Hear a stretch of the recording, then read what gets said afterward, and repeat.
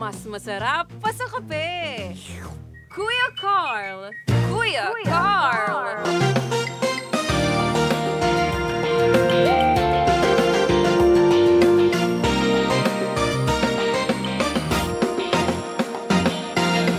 96.7 Destiny Radio. Kasama niyo po ang inyong Kuya Carl. Ayan, magandang hapon po sa inyong lahat. At wari ko nga antok na kayo. Ang dami kasi laging laging ito yung inaabangan ko na. Kahit nga ako inaantok sa ganitong oras, yung 1:00, 2:00 hanggang 3:00 na parang nakakatamad magtrabaho. Yun nga ang talagang nakakaantok na oras kasi pagkatas mong kumain ay talagang mararamdaman mo na ang sarap pala ng panahon. Ang sarap palang matulog. Ano yan? Pero meron tayong pag-uusapan right now. Talaga namang controversial naman ang ating pag-uusapan. Grabe. Hindi talaga dapat grabe yung may mga mura po dito pero hindi naman natin babanggitin. Kumbaga lang po ay kung makikita nyo po sa ating Facebook Live, mababasa nyo po yung ating story. At pag nabasa nyo po ay sa inyo na lang. Hindi rin po natin babasahin syempre sa live sa radio. Syempre naman para sa integridad ng ating radio station. Pero ang storya po natin for today talagang kapamura-mura talaga daw. I recently found out my boyfriend had sex with my gay makeup artist. Oh my God! Ano yan? Yan, tawan-tawa na yung mga OJT. Talagang tumatawa. Yeah, may experience. Yan. Walang masamang magmahal ng LGBTQ. Pero yung grabe, yung ganito, cheating issue na naman. Ano ba naman yan? Parang ibang ngiti ng mga OJT. Pero syempre, tingnan natin kung ano nga bang istorya. Kung gusto niyo pong basahin kasama ang inyong Kuya Carl, ay pwede niyo pong tingnan sa aming Facebook Live sa DZDG Destiny Radio. Mababasa niyo po rin ang kwento with your Kuya Carl. Kaya naman, simulan natin ang Confessions with Kuya Carl.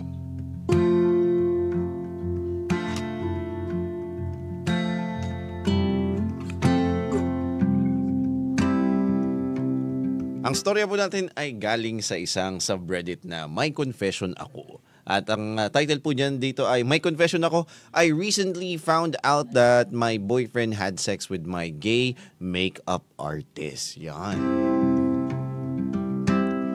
Tapos yung kanyang tag dito, Confused AF. Yan. Sa mga nakakaalam po kung anong ibig sabihin nun, ay atin-atin na lang yun. Ayan, sabi niya po dito, simulan po natin ng kwento. My boyfriend and I have known each other for almost 2 years and have been in a relationship for almost 1. I truly thought that it was my perfect, happy, and healthy relationship. One night, while holding his phone, I saw his conversation with my makeup artist who used to be his pageant handler. So si Kuya pala ay nagpa-pageant. Pogi siguro si Kuya. That's when I discovered that they had a sexual encounter in exchange for money. Wow. And he was also being asked for explicit videos. I was completely shattered. I took screenshots and confronted him. Yan.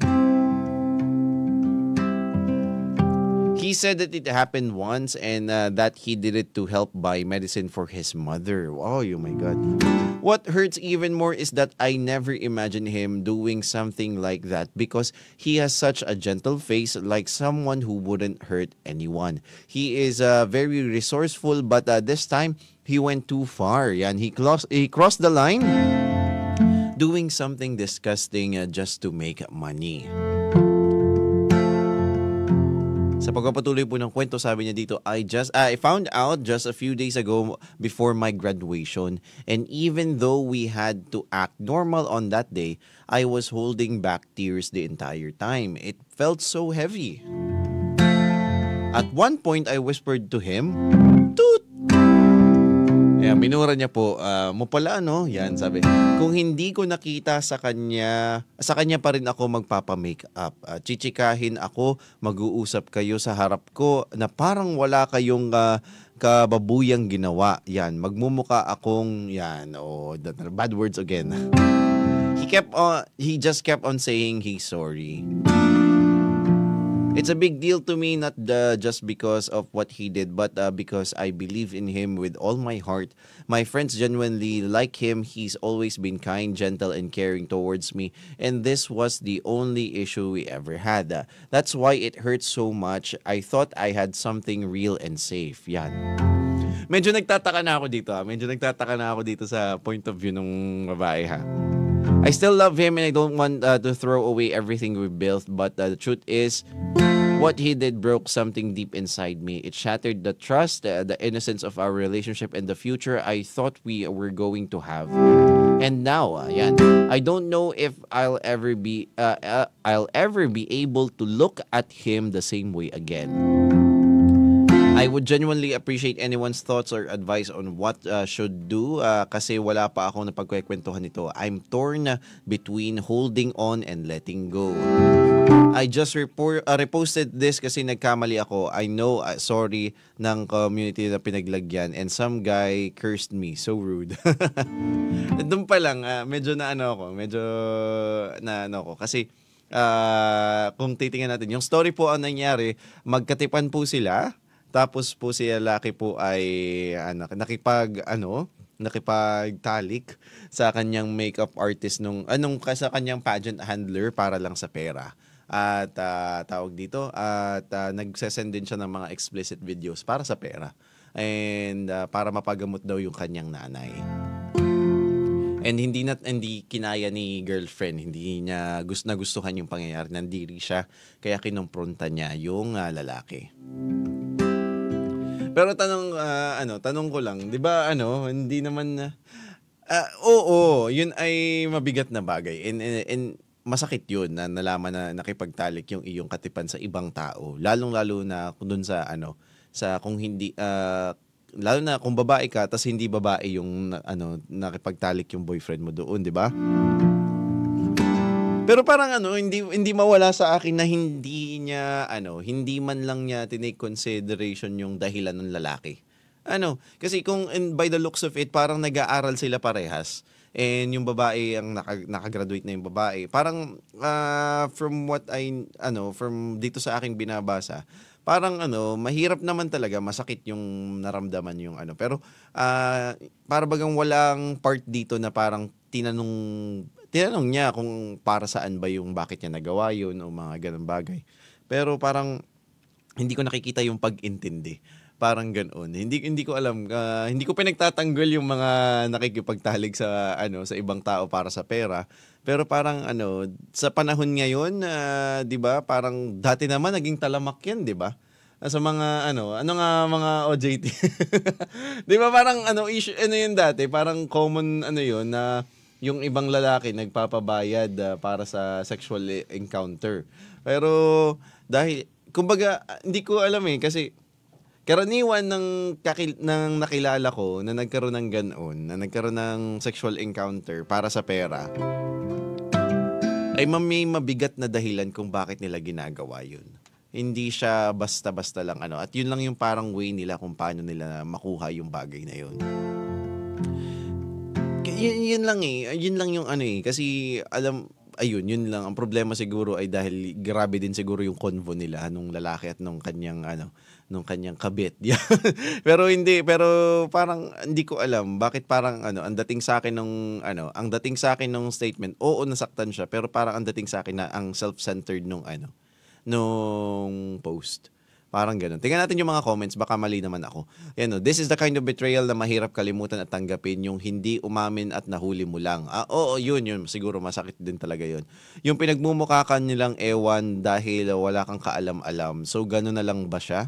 Pag wala siyang pera, nakikipag-sex na lang siya sa iba para magkapera? Oo nga naman. Tama naman yun. Reading this reminds me of that Red Uncle scandal. Ay, oo nga. Oo. And that's, do you really want to stay in the relationship where you are suffering, where you are betrayed and disrespected? Are people like him scary because people like him are scary because they can perfectly fool you without knowing? Siguro yun yung masakit.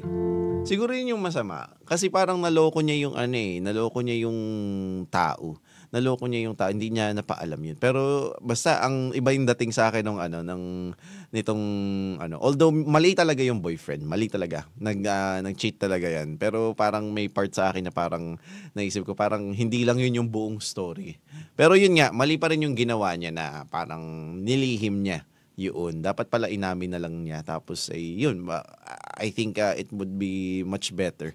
Sabi dito, hanapin natin yung mga yung iba pang comment. Sabi, dig into the real motive. Yan. Ito yung parang gusto kong makinig kanina. Dig into the real motive. Baka nga ayun, nawala. Ayan. Baka nga naman nagipit financially kaya niya nagawa yun. Pero kung intentional na cheating yun, let go of him. Later on, ma-realize mo din yan kapag tumatanda ka na sex is not the most important thing sa relationship. Part lang siya. Yan. Yan ang gusto kong yan yung gusto kong opinion na makinig kanina kung may perspective na ganito si kasi parang na-disclose ka agad yung motive nung lalaki kung bakit niya ginawa yun. Ang problema lang siguro feeling ko kaya ganun yung mga messages nun. Hindi ko pinagtatanggol yung pag-cheat. Pero feeling na ko lang. Siguro may perspective ako nung nagipit na. Pero hindi ko naman 'to nagawa. Kumbaga lang may perspective na ako nung nagipit na ako. Na yung tipong time na talagang wala akong pera at talagang may mga times na papaisip kang gawin nga yung mga bagay na yun. And siguro kaya ganoon yung conversations nung lalaki tsaka yung kanyang pageant handler para kasi baka may mangyari uli sa kanya yung kagipitan, edi doon siya aasa. Yun yung mali na pag naulit na. Hindi actually talagang mali yung una pa lang. Pero yun nga, yung dig into the real motive. Ano ba talaga yung motibo nung boyfriend mo kung bakit niya ginawa yun? Kasi baka hindi niya mahanap sa ibang paraan. Wala siyang mapagkunan ng pera. Yun bang would you have felt better if it was a girl? Ay, ito magandang perspective to. If it was a girl, maghihiwalay ba kayo? Could have felt worse, no doubt makikipaghiwalay ako, habi ni OP. Ewan ko kung bakit ngayon stuck ako between two choices. Iba-iba ang tao, meron pwedeng makalimutan yan, yung iba naman hindi. If you fall into the latter, buong buhay mo yan iisipin. Okay siya nga, totoo din naman. Sabi naman itong isa, oh my God, ito napaka homophobic na ito. Ang pumapatol sa bakla ay mayroon ding tinatagong kabaklaan. Hiwalayan mo na yan. Ay, grabe naman ito. Hiwalayan mo na yan para malaya siyang sumapi. Oh my God, ano mo naman itong sinasabi nito? Ay, nako, hindi ko po ito opinion na. Ito yung comment ng to. Hiwalayan mo na yan para malaya na siyang sumapi sa kanilang federasyon. Grabe naman ito. Ay, nako. Ay, nako.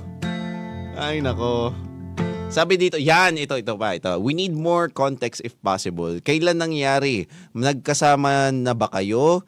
Ginamit ba niya talaga para sa meds? May iba bang infidelity pang ginawa? Pakiramdam mo ng mabuti ang usapan ninyo. Saka mo pag-isipan. Mahirap magsabi ng maayos na advice na kung wala kaming alam tungkol sa inyong dalawa. Oo, totoo naman. Pero yung advice ko lang, OP, ay kausapin mo muna. Bigay ka ng panahon para proseso lahat. Pakiramdaman mo at kung mapatawad mo, go. Kung hindi mo naman kung hindi ay wala namang masama siguro na. Yun about sa paghihiwalay. Siguro yun nga yung context kasi hindi sinabi kung baka pala hindi pa sila nung nangyari ito. Tapos ganun niya yung reaction niya. O kaya baka naman walang sinabi kasing context Sinabi lang kung gaano sila katagal. Pero wala namang sinabi na And tawag dito, parang ano ba to? Parang hindi niya nga sinabi kung kailan nangyari yung katiwalian na yun. Katiwalian! Katiwalian. Hindi ko alam. Ganun kasi, ang medyo madaming kang kailangan i-consider Pero yun nga, OP, trust and respect are the two most important foundations of love and relationship. Clearly, your boyfriend shattered your trust and this. Yun, hindi pumapasok sa akin yung mga ganitong opinion kasi nga wala ngang konteksto. Hindi nila sinabi kung kailan ba nangyari, kung ano ba nangyari, kung saan ba. Ayan po, hello po sa mga nakikinig po sa atin. Oh, wow, hello brother Christian Mar Ipino yan. Hello po bro. Binabati rin po si Ma'am Flores Sarmiento at si Sheila Marie Academia. Yan, hello po sa inyo. Hello po, pa-shoutout po from Bellavita, Tayabas. Hello po, magandang hapon po sa inyo. Shoutout po sa inyo. Grabe itong ating topic for today. And yun lang ang mahirap para sa akin na totoo ba yung sabi niya OP o nagipit lang siya kaya siya pumatol para sa pera. Yan yung mga ganun eh. Kasi baka nga naman ganun ang nangyari. Walang sinasabing konteksto si OP. Kung para sa pera lang yan, it's not ideal pero di naman ata cheating yun. Baka yun lang na lang ang nakita niyang paraan at that time para mairaos yung pambili ng gamot ng nanay niya. Baka wala siyang malapitan that time. Oo. Ay, pati wala akong nakita doon sa sa post ni OP nung user. Wala akong nakita doon sa post ni user na parang sinabi niya, kung nahihirapan ka, bakit hindi ka sa akin lumapit? Parang ganun. Ibig sabihin, baka matagal na nangyari yung itong allegation na to, 'di ba? Yes. Para kasing kung kung nangyari ito currently doon sa halimbawa ko may ka-relationship ako, tapos pumatol sa ganoon, halimbawa yung ka-relationship ko. Ang una kong tanong, bakit hindi ka lumapit sa akin? Bakit hindi ka magsabi sa akin na nahihirapan ka na pala sa pera? Nang matulungan man lang kita. Pero walang ganun eh. Walang ganun doon sa kanyang sa post. Para ang nangyari lang, parang sinabi lang niya na nakita lang niya doon sa Codebo. Paano kung hindi pa pala sila nagliligawan nun? Hindi pa sila magkakilala nun? Nangyari na yun. Yun ba? Kasi sa totoo lang, mga ka-Destiny, ang nakaraan ng isang tao ay hindi na-justify kung ano yung kaya niyang gawin sa hinaharap. Hindi ibig sabihin nangyari to sa kanya sa nakaraan ay yun na rin ang manggagawin niya sa kanyang kinabukasan. Sabi niya dito, di niya siguro maisip kung paano sasabihin sa iyo yung sitwasyon para di ka na doon magpa-make up. Ayun, para kasing sisiraan niya yung tao na tumutulong sa kanya. Oo, yun din factor din kaya siguro hindi niya hindi ko pinagtatanggol pero yung talaga yung konteksto Of course, kung BS lang yung nagipit siya, di hiwalayan mo na. Oo, totoo yun. Kung talagang keme lang yung siya yung nagipit at pambili ng gamot ng magulang niya, hiwalayan mo na. Pero pag yung motibo talaga niya paano kung kailangan niya talaga ng pera? Yun talaga Kasi hindi ko alam. Hindi ko pa alam kung nararanasan na to ng mga tao. Kung naranasan nyo ng magipit at magutom, madami talaga kayong gustong o kaya parang gustong pasukin na talagang napakadelikadong mga bagay. Iba ang nagagawa ng kawalan ng pera. Oh, totoo man. Ako masasabi thankfully wala akong nagawang masama nung time na yun. Pero naranasan ko ng magutom. Naranasan ko ng mawala ng kainin ng 2 araw. Yung ganon. Tapos parang ayaw kong humingi ng tulong sa magulang ko, ayaw kong humingi ng tulong sa ibang tao, o yung mga ganon. Pero syempre, with the help of the Lord talagang maraming salamat sa Panginoon at ako'y napagbiyayaan at nagkaroon ng pagkakataong makabangon. Pero itong ganitong sitwasyon. Kaya medyo ako'y naghahanap ako ng konteksto about dun sa kagipitan ng kanyang boyfriend. Baka naman hindi pa sila noon. Ayun, tawag dito. Ano pa nga ba mga opinion dito? Kasi halimbawa, para kung ang nangyari yan ay before pa yung relationship nyo, ay para lang yan, nagkaroon lang siya ng ex. Parang ganun. Parang yun lang nangyari. Pero pag ang problema lang kasi nga, nagpapa-makeup yung girlfriend dun sa sa makeup artist na yun. Yun siguro yung isa pang at magmumukha lang nga daw siyang Shunga bells. Pag yung naandun pa rin yung syempre hindi ko alam yung konteksto talaga. Yan, pero kung yun nga sabi ng mga ito, kung talagang hindi mo ma-let go, ay kasi ang mangyayari kung magpatuloy pa kayo dun sa relationship mo, tas dala-dala mo pa yan, ay habang buhay mo yung dadalhin. Kasi although may proseso ang pagpapatawad, matagal din minsan ang pagpapatawad. Pero kung ganyan mo nadalhin siya ngayon, ay magandang mag-let go. Kung mapatawad mo man siya, tapos gusto mo pa rin siya, saka mo siya balikan. Saka mo pag-isipan ang mangyayari. Kaya yun lang talaga. Ang daming factors nito. Ang pinakamabigat sa aking factor dito ay yung Hello, Faye Malen. Good morning. Good afternoon pala yan. Good afternoon, bossing. Yan. Oo. Ang talaga, iba talaga ang yung pangangailangan sa pera. Mahirap talaga yun. And sana sa mga ka-Destiny po natin dyan, ang hirap magbigay ng ang hirap Siguro sa mga taong nakaranas na nun, may intindihan nila yung sitwasyon. Kung totoo na yung talaga ang gusto niyang Hello, Jean. Hello. Ayun, alam ko na kung paano basahin yung pangalan mo. Ayun, hello, Jean. Yan. Sa mga nakikinig, maraming salamat po. Yung awang ko lang, medyo mabigat kasi talaga. And sa mga taong ganyan, promise man, sa mga taong may nililihim sa kanilang relasyon, minsan kasi may mga sekreto nga daw na binabaon hanggang sa hukay. Pero hakabulin at hahabulin ka daw. Pero kailangan natin minsan, kung gusto nating matapos yung mga isipin natin gayon, parang pinakamagandang way ay aminin ang ating And sometimes mahirap tanggapin, kaya minsan masasabihin natin ay wag mo na munang aminin, wag mo munang ibigay, wag mo munang sabihin sa akin kasi ang sakit-sakit. Pero ganun talaga. Minsan kailangan natin tanggapin na yun talaga ang mangyayari sa ating buhay.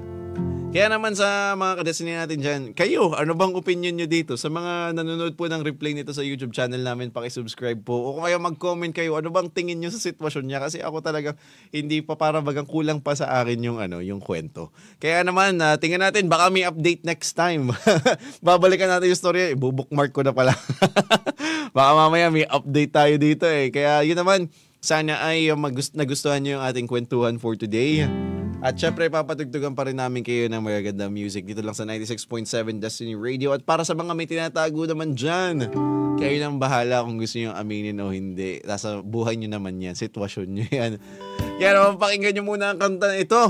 Hindi ko kayo kinukonsinti but this is Rico Blanco with his song, Wag Mong Aminin. Dito lang yan sa 96.7 Destiny Radio.